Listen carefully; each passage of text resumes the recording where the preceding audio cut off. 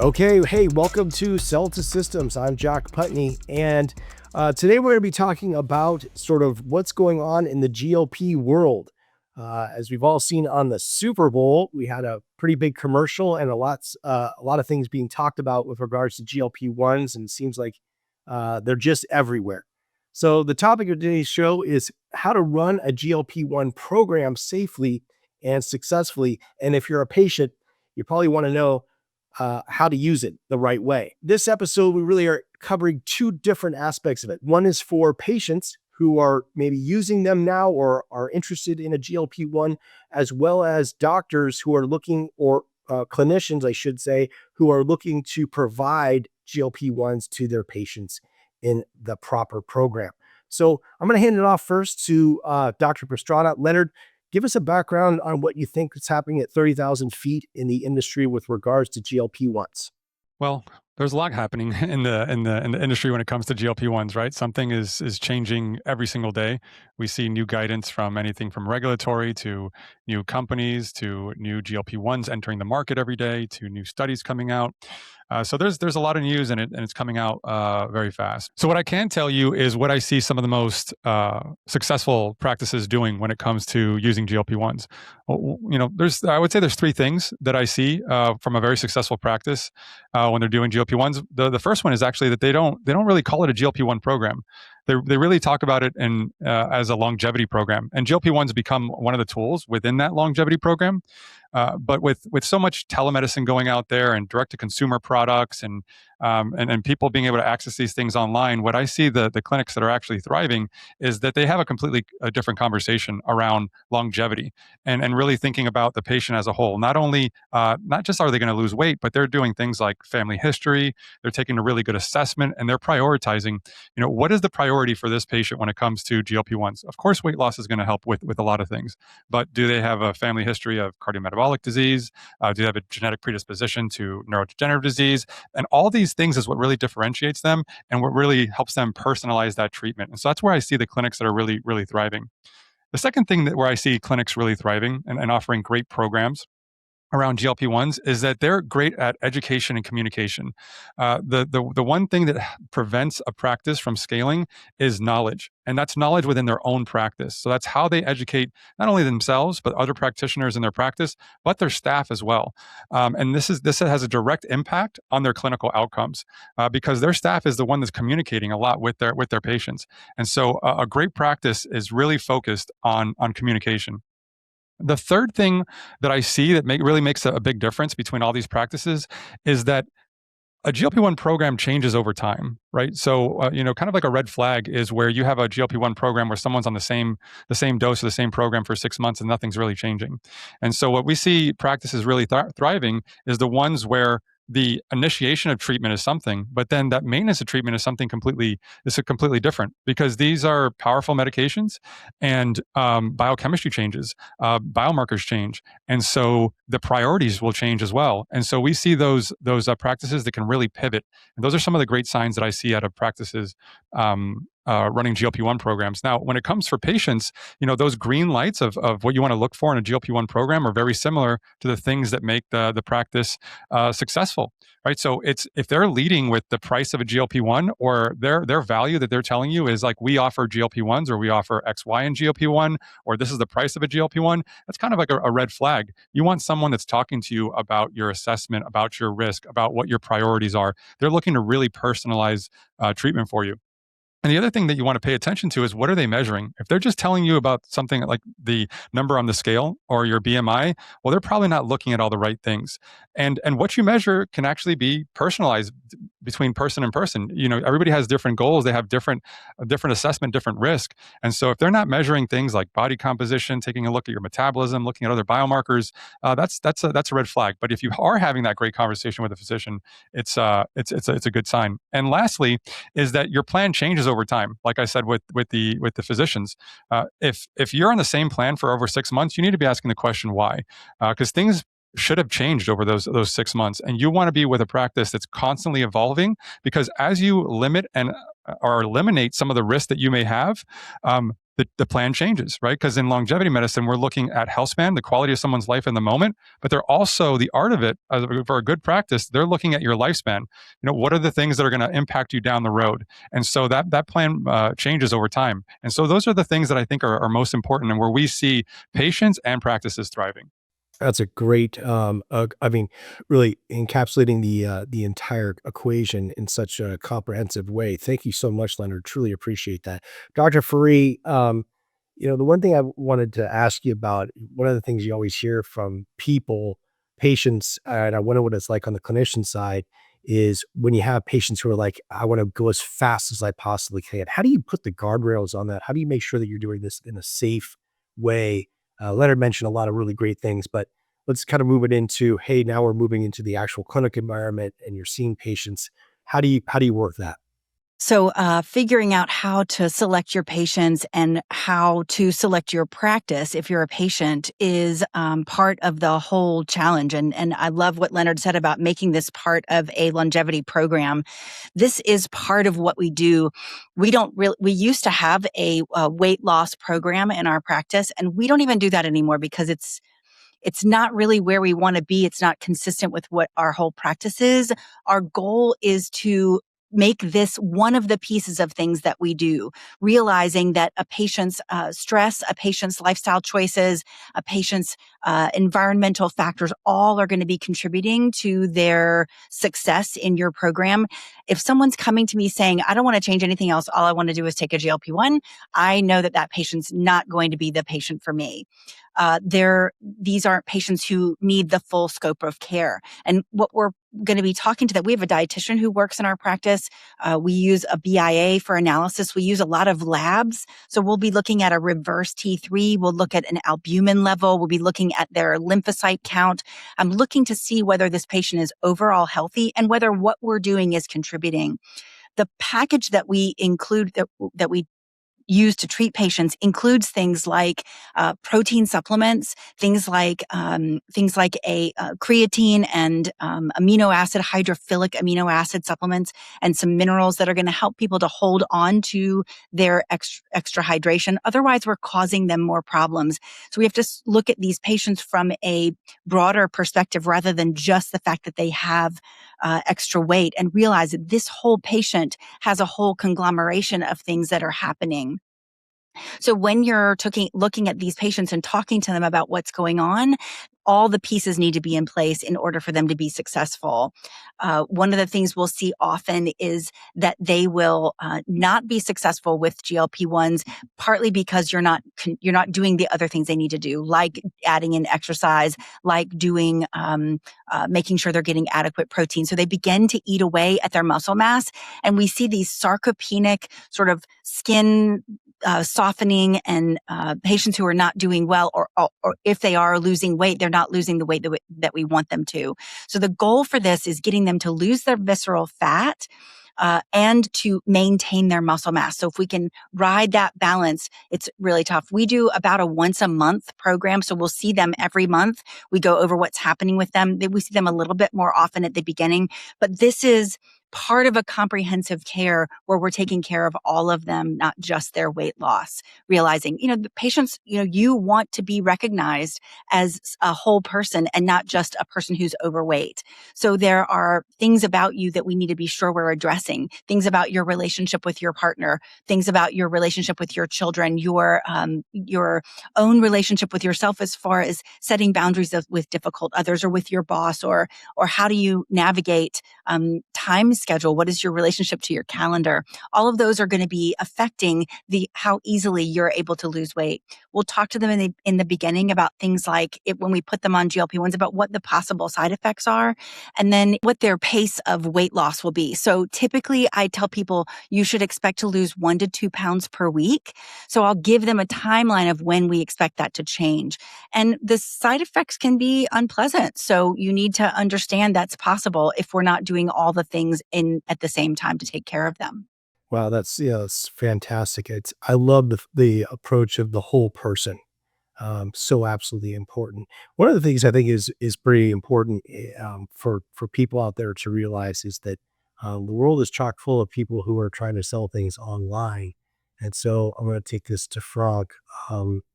Dr. Keku, if you could kind of give us a sort of a clinical rundown as a person who's really that close to the pharmacy on the pharmaceutical side of things to help people understand just how important it is to actually do things the right way and make sure that you're being safe as a patient, and then also for the clinic standpoint to be compliant and that you're doing things in a safe way.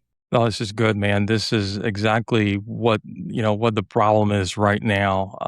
If you watch the news, this is great timing. There's huge lawsuits from Novo, hitting, hims, and hers, right? And they're getting cleaned up right now. They're attacking them from the standpoint of copycats, attacking them on IP now. Okay, so they're really moving at being more aggressive. The big pharma, right? So this is becoming extremely important to talk about right now. From a patient standpoint, let's just go straight to the elephant in the room, the research peptides. What's happening is a lot of, obviously patients have a lot of options now, right? They can go ask their doctor for a GLP-1, or they can go to TikTok and get that GLP-1 directly. So as we're talking here, I think the best way to kind of help our patients out there that might be interested in buying research peptides, all we can tell them is don't do it. We don't recommend that at all. It's really not the way to go. I know a lot of them have friends or family members actively utilizing those research peptides. And by research peptides, I'm talking about GLP-1s, research peptides, including things like retatrutide that are not FDA approved right now, or tirzepatides or any other GLP-1s that might be in that same category. So we do not recommend doing that, despite even providing COVAs. And let's explain what COVA is. A certificate of analysis is really kind of a picture in the time of where that product is, meaning that, based on a test that they did maybe potentially once. In the compounding world, 503A or 503B, and what I mean by that is, what a state licensed pharmacy is. We have to actually test those products for every batch that we do, right? And that's every batch. So we can actually know what's going on in all those batches are out. So you're testing those products, for 3 or 4 or 5 days before you actually release it to the public. In the research community, you don't do that. You test it once to validate that your formula is actually good. And then from there, you don't have to test again. There's no reason to test again. You already validated. So when people get COAs from research chemical places, they're getting a picture of a timestamp when they actually did it the first time. And there's no guarantee that those tested are done again and again and again and again before each batch is released. So that's something to think about when you talk about research peptides and COAs. So very important for patients to stay away from it. That's my recommendation. They really need to really focus on finding the right physician to do, to really partner with. I'm a pharmacist. Okay. And I don't claim to be a doctor, a nurse practitioner, or PA. That's not my job, and that's certainly not a patient's job to do the same thing. They got to focus on the providers to really kind of guide them through it. That's all I got to say about patients. Really, that's very important for them to understand that if the patients decide to really partner with the right physician, the right practitioner, they'll find those results. They'll be part of this longevity, wellness, program that we're talking about. They'll be part of that journey that we're talking about, that we're trying to to be part of. And it's more than just weight loss, and then they're going to start discovering other things they can actually get involved with, and adding different type of, compounds that are going to help them, with their body mass and things like that. So, that's my recommendation for patients. As far as doctors' practices, it's this ever changing regulatory landscape is definitely problematic for a lot of our docs to navigate. So the I think the landscape, the key to build the successful GLP-1 as a physician really kind of is to really fully understand the level of exposure that you have. With what's happening right now with hims and hers, you have to understand that you need to leverage the brand name as well. So, as well as the compounding piece of it. To be able to go out there and really scale it up, it's important for a doctor to understand, hey, if a patient really needs a brand name, let me leverage what's going on out there because they're going to ask, can I get this, this one directly from Novo? Can I get this one directly from? Yeah, absolutely, you can. Right, and this is really where the guys are not in trouble or doing. They're ensuring that hey, if there's an option there for brand name drugs, and the patient wants to pay out of pocket, let's go and do it. Right, because you already have all this you know, uh, program that Leonard and Dr. Free talked about that you can actually bring on to elevate their experience. So yeah, you have a GLP-1 that's debate, right? Everybody wants it. But then you have all this other things around it that you're building for them to actually elevate their experience. So don't be afraid to really push for the brand if the patient is asking for it. Listen, right now it's extremely attractive, right, for a lot of patients to do it cash. I mean, you can start the Novo Wegovy right now at 149 for 1.4 and 4 milligram tablets. That's you don't want to compete against that. If they want to go that route, that's fine. Now, let's talk about compounds because compounds is also part of the equation. Okay, so first of all, it is not illegal to compound a GLP-1. Um, there's nothing illegal about it. What's illegal is mass compounding it. Okay, that's the difference. And mass compounding it is basically making 1,000 batches a day in anticipation of a prescription, right? So you don't want to be in that game. You want to be able to figure out to customize, the compound for your patient. So in order to stay within the guidelines and create the guardrails, you want to make sure that you're documenting the reason why you're providing a compound to a patient. And there's a lot of reason why, and that's why you want to partner with the right pharmacy or the right pharmacist to understand why they need to be on a compounded drug because it's not illegal to do so as long as you're following the law. So, this is an opportunity, for longevity physicians in our community to actually seize that moment and kind of understand, hey, this is more about, it's more than building, just more than losing a few pounds here. This is about a journey. And you might need to be on this compound because I want you to kind of dose it a little different, and here's my reason why, you know, totally okay. Right? Nobody will come to you and tell you, "Oh, you're doing this, you're doing that," right? It's not gonna happen, because you have a valid reason why, right? So as long as physicians out there within our community understand that there's guardrails that needs to be built around a compounded drug, they're gonna build a sustainable business without to worry about Novo or Lilly going out there and bugging them about stuff, right? So that is the main thing just to remember. No marketing. You don't need to market, because that's not what you do. You're not marketing GLP-1s, you're marketing longevity, right? So this is different. Understand the reason for compounding is the other piece of it. And most importantly, docs stay away from research drugs. There's no reason why you need to get on that. Okay. Yeah. And pay special attention on safety. Yeah. Thank you so much. You covered so many, critical points there. Really appreciate that, Frank. Um, Christy, it's interesting going back, talked to you the other day about this sort of, how do you create the right patient experience?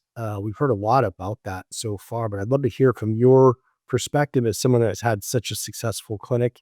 Your practice has really done extraordinarily well. How do you actually, you know, really make this the right patient experience? So, I mean, I think for us, it starts from the moment they call us or they walk in the front door.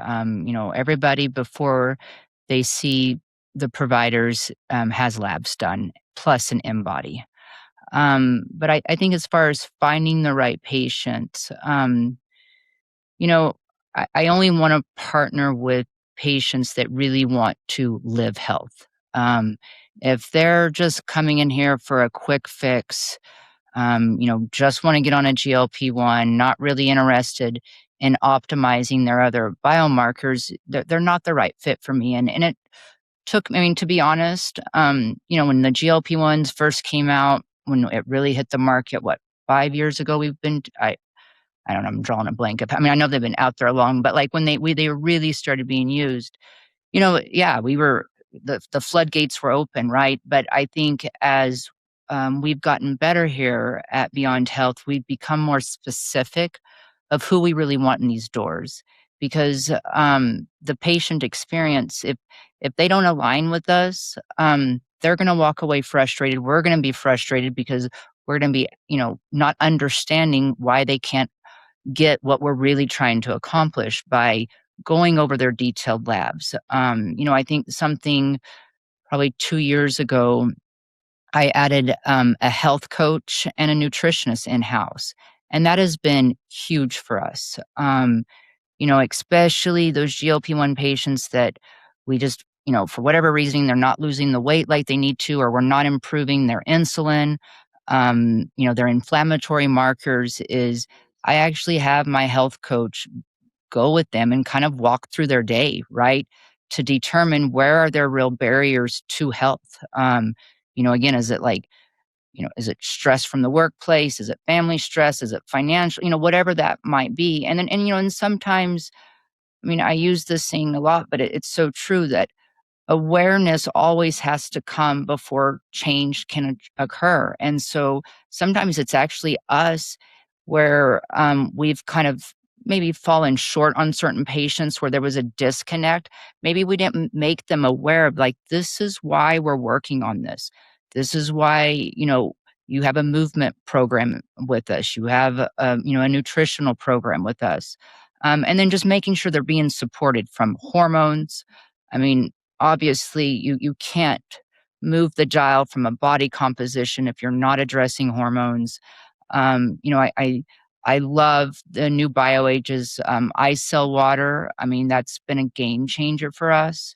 Along with their Lucinergy. I mean, there's very few of our patients that, they might not start on those two, but they're on it at some point in time.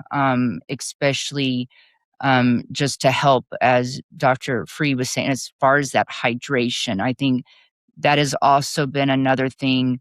The clearer we got from an educational perspective, going back to making sure my staff was educating why this hydration really matters. Especially how you're not going to see that M-body improve if we're not hydrated. Um, and so, that's been huge. And then I think just keeping, so we see you at 2 weeks when you get started on a GLP-1, then we see you again at 6 weeks, and then, M bodies are done in between. And then just depending on how they're doing. And then, like you said, what we're working on, like, are we cycling in other peptides at that time? Are we starting hormones now, or did we start hormones first? I mean, I think every case is unique. I think for us, it's just, finding out where we need to make sure that patient has the awareness so we can set them up for success. Yeah, it's great. Before we go to Craig, what do I sort of make a comment? And that comment is that what I hear throughout this entire lineup so far is that the one thing that's consistent is really taking a look at the big picture to truly understand what's really most important. How do you do things the right way? Not just sort of like, oh, here, throw this at that. That's just not the way to do it. So, Craig, I know you're a true believer in this approach. I'd like to hear from you and get your take. Sure. So at Remedy and for all of our practices, everybody's alluded to this. The GLP-1 therapy is not the centerpiece, right? Sure, these agents are very effective for reducing appetite and helping to improve insulin sensitivity. But really what it comes down to is the amount of personalization that we can work into the program. That's where the real transformation happens for these people. So we want their results to be measurable, protected, and have, good outcomes for these patients. So as Christy alluded to and Dr. Free prior, patients have a full comprehensive lab assessment that they're going through before they even step foot in the door. We're looking at, blood counts and chemistry, inflammatory markers, nutritional factors, as well as comprehensive assessment of their lipid biomarkers and their hormones, sex hormones, adrenal hormones, as well as thyroid hormone. Very important. And we're looking to identify some of the root drivers of metabolic dysfunction. Once the patient comes into the visit, we already have this information on hand, and that gives us great insight as to what could have been driving some of their risk for chronic disease if it's present, or what could be setting them back from optimizing if they're already doing really well with their health. Of course, once the patient comes in for the visit, we're running through some of the standard elements of, a medical office visit, including medical history, family medical history. We're looking at their medication use, any allergies that they have. We're looking at prior surgeries. We're looking at prior attempts at metabolic optimization and weight loss efforts that they've undertaken in the past, whether they were successful or whether they sort of hit a bottleneck there. We're also, as everybody has alluded to, using BIA. We have an in-body here in the practice. The in-body gives us excellent information as to the patient's skeletal muscle mass, their body fat percent, their visceral organ fat levels. Visceral organ fat is so detrimental. It puts us at risk for cancers. It drives diabetes, increased risk for dementia. It's super pro-inflammatory and drives hormonal dysfunction. So we really want to see that level trending down over time. And what the in-body also does is give us a good insight into what the patient's basal metabolic rate is. And from here, we can really define protein requirements in their metabolic optimization program and caloric thresholds. We also want to evaluate things like, how is the patient sleeping? How are they managing their stress load? And what is their current relationship with food and nutrition and exercise? Okay. These are critical elements that if those things aren't dialed in, then it's very unlikely that their GLP program is going to be driving sustainable, durable results over time. We got to have these core fundamental pillars locked in. So we're also really taking a deep look at risk, right? And patients' relative risk when using these very powerful medications. We have to look at things like mental health status. We have to look at things like their alcohol use. We have to assess for things like history of maybe medullary thyroid cancer or neuroendocrine tumor, things of that nature. That being said, if the patient ultimately is felt to be a good candidate for GLP-1 therapy, the prescription is sent to the pharmacy, and the patient ultimately has the medication at their disposal at home.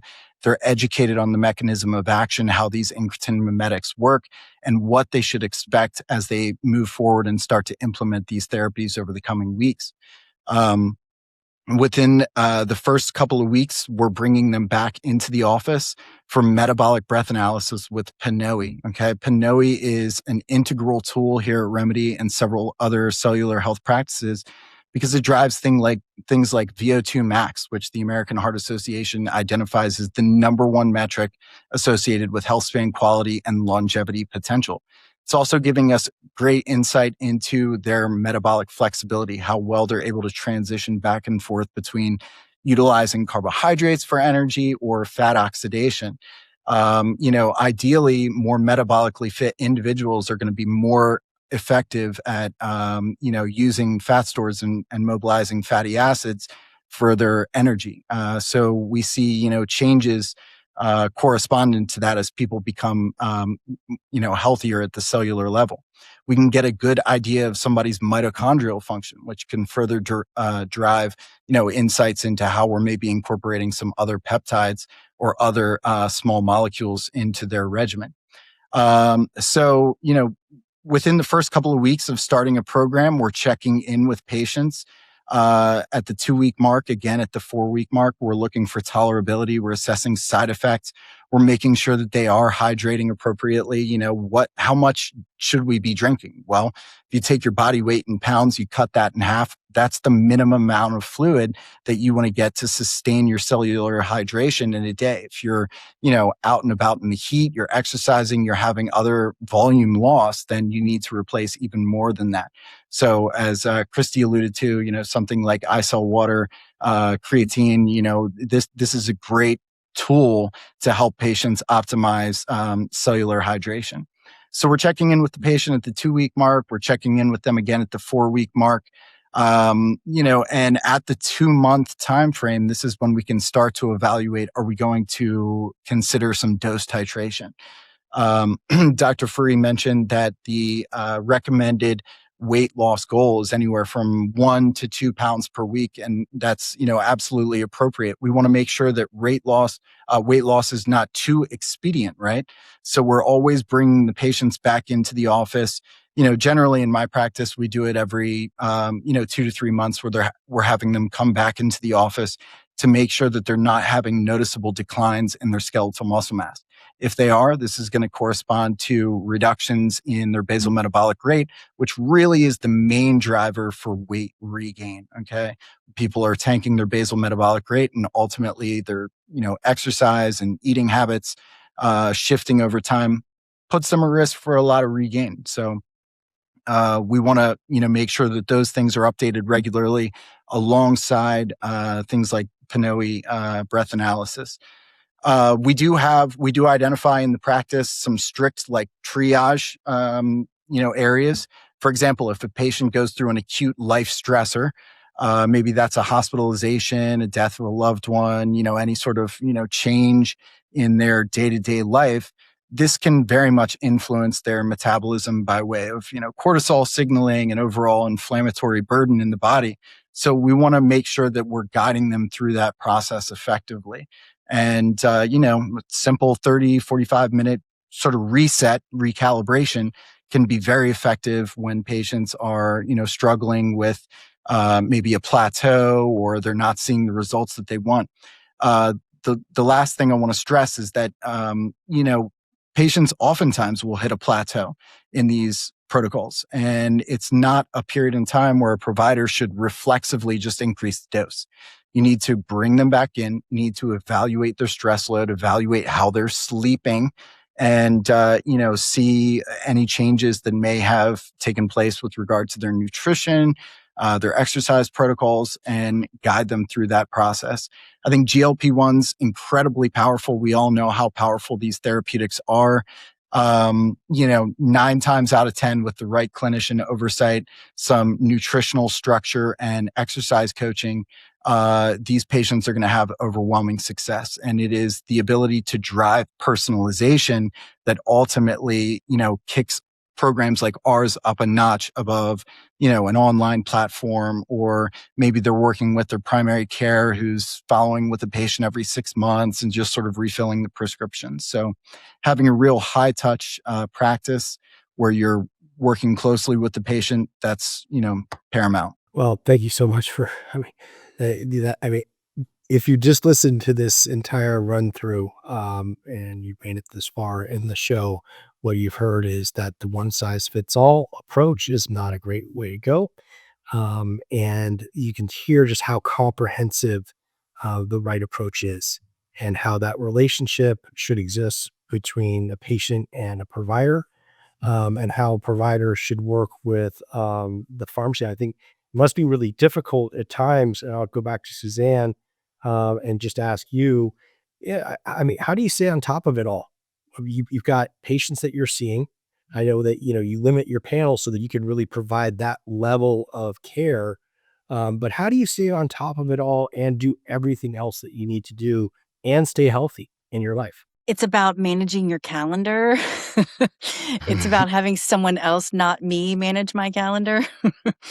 It's about putting things on your calendar where you say, you know, what are my priorities, and being fit and being active are a priority. And then also knowledge or education is a priority. So that means I need to block off time for those things. And it means that you need to say no to some things. So I heard someone say a few weeks ago something about you are as good as the things you say no to. And so that's true for me. It's true for my patients. I hear them all the time saying, oh, I have this, PTA, or I have this, whatever other things they have. And I have to go through their calendar with them and say, is this something you really need to be doing? Where can you make a priority of your health? And what do you have if you don't make a priority of your health? If that's not first, then where are you going? What's going to happen? So true. I really, the calendar piece, I live my life out of my calendar. And the reality is you just have to make choices that are non-negotiables. I mean, you really like, hey, I'm going to do this no matter what. And there's nobody that's going to take that time away from me. And so I think that's really interesting to hear from your perspective as someone who's providing care, has to stay on top of what's happening in the world of therapies, as well as maintain your own life and everything else that's going on. Going back to you, Leonard, what I think one of the things that we've talked about over time is sort of the non-negotiable around, and it's just sort of reinforcing everything that we've just heard from the team here. What's your number one non-negotiable? Well, I'll give you two, one for the patient, one for the physician. For the patient, exercise is going to be the greatest amplifier of any GLP-1 program. And if you have experience exercising, or if you don't have experience exercising, it is worth your time to start figuring it out and start getting better at it and start seeing how you can become consistent with it and how you can recover from exercise better. Because there's nothing that I've seen in my experience that amplifies GLP-1s or even just anything else more than exercise. And just a side note on that, something that we've been talking about is that on the opposite side of that, there's nothing that I've seen amplify failure in a program more than stress management and sleep management. And so how exercise is that great amplifier if you don't control stress and these other things that we it's one of the easiest things to kind of put under the rug and say, yeah, I know sleep and stress is important, but it's the one thing that we ignore the most, even physicians and patients. And so that's for patients. For physicians, you have to build value outside of GLP-1s. If your practice is running on financially or clinically on just GLP-1s, you're not going to last very long. You have to start working on creating value outside of what you're prescribing. So that means you have to get great at assessments and diagnostics and understanding and being able to identify risk and quantify it precisely. And then two, you have to learn how to deliver longevity medicine. And that's how you communicate with your patients. That's who you partner with, the ecosystem. It's education within your own practice, because the delivery is going to be just as important, or if not more important, than what you're actually prescribing. Because the way that you deliver longevity medicine has a direct impact on your clinical outcomes. And so those are the two pieces of advice I have for the physician and the patient. Well, that's great. Yeah, really, really good. Christy, just want to get your takeaway on a non-negotiable and maybe a failure point for a practice. So I'll first say for myself, because I think if I'm not at my best on a day-to-day basis, I'm not at my best for my patients. My kind of non-negotiables is my faith and exercise. Like those are two things that I know if I'm not completing those tasks or working truly dedicating some time, the minute I walk into the clinic door, I'm not as good. Um, so that's for myself personally. As far as for the patient, I know they'll probably but it's like they truly want, they need to have the ability and the desire to live health. If that's not a an intention or a goal of theirs, then I am more than happy to refer 'em to a clinic that might be a better fit. But in order for us to really partner, because that's what it is, it's a partnership. And my provider and I, we make that very clear when we have new patients come in, that, this is a partnership and, it's you have to help us help you just as much as we have to help you. And if there's not that relationship built, then, all respect due, we will find them another clinic in Albuquerque for them. that might be a better fit. But I guess that's my kind of non-negotiable as far as working with patients. Yeah, I love what you said. I mean, the reality is being a great example of being fit, being in shape, actually living the actual prescription, right? Yeah, the life is so important. And obviously, showing up, being able to show, demonstrate like, hey, look, if you want to get these results, these are the things that you do. Super important. Moving back, talking to Frank. Frank, what do you think are the non-negotiables? I mean, there's the obvious, like don't buy peptides online from research companies, research chemical companies. Work with a provider, but I don't want to put words in your mouth. So, what's your non-negotiable and the failure point that you see for both patients and for practices?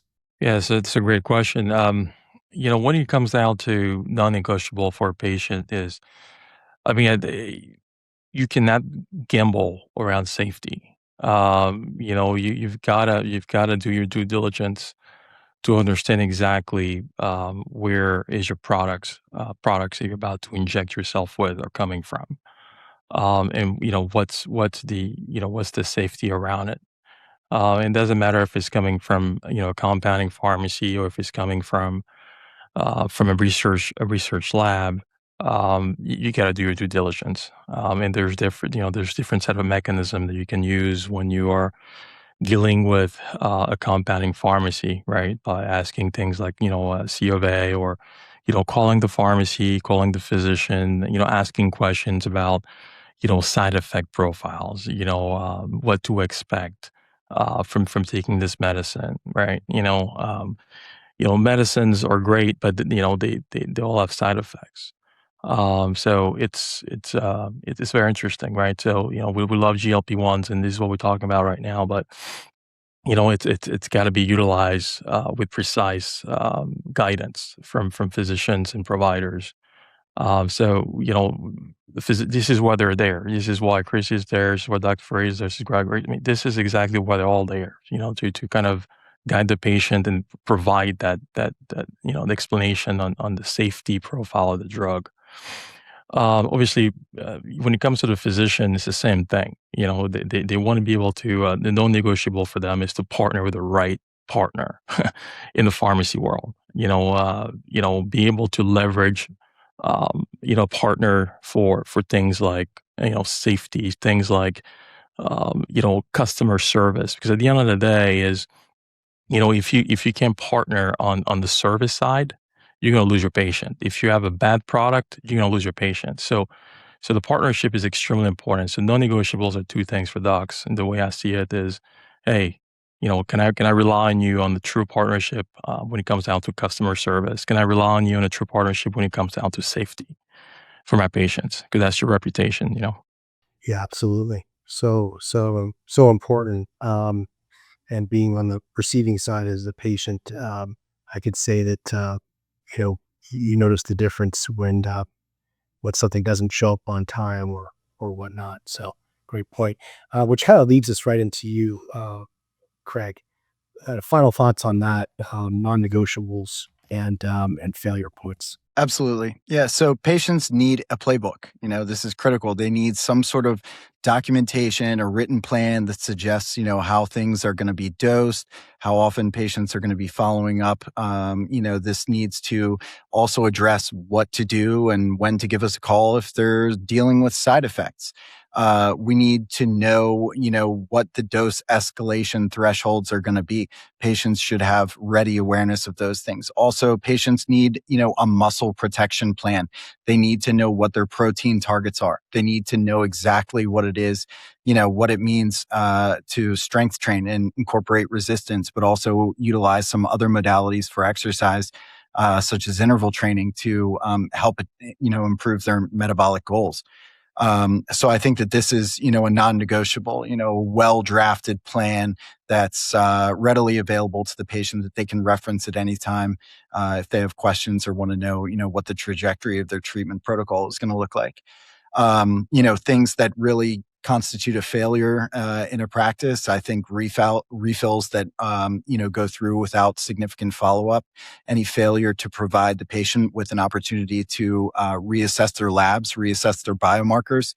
These are critical elements that are missing and oftentimes are associated with, dosing adjustments that are unnecessary, putting the patient at risk for more expedient weight loss, rapid regain if the agents are stopped. So, refills without follow-up, that's the big problem that I see.